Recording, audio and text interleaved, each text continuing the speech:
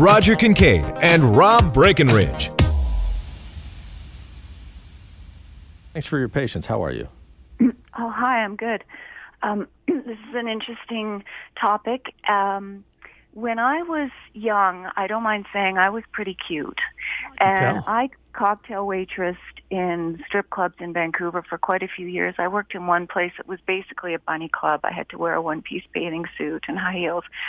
And I had the time of my life. Was that the Marble Arch by chance?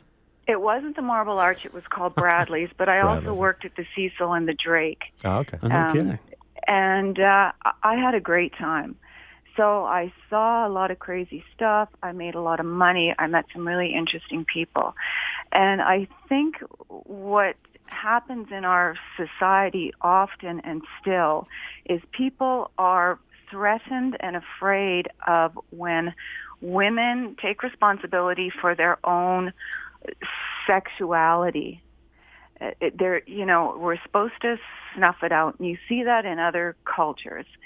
The whole Miley Cyrus thing that happened, recently. I'm so glad you brought her up. I love this woman. Please continue. I love her too. I mean, you look at her, she's having the best time, and good for her, It's none of anybody's business. Now, a full disclosure, I've never been to a hockey game. It's not my thing. But I Googled the pictures of these young women, and I don't get it either. I don't know what I do know what the problem is. It's a fear of women taking responsibility for their sexiness and their attractiveness, and there's a whiff of misogyny about it, frankly. Well, those outfits are pretty tame. I don't know if it's that the shirts are tight or that the skirts could be a bit longer. I don't know what the specific object. There's nothing wrong with the outfits. Yeah. They're beautiful young women. I don't want to live in a world without beautiful young women.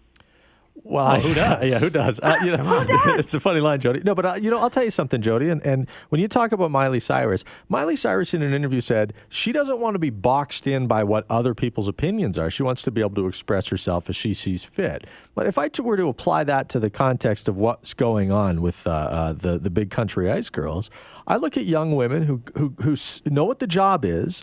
They want the job for various reasons. They like being at the hockey games. Maybe they're hockey fans as well, but they also like what they look like. They like who they are, and they want to be. They want to do that job and wear that uniform.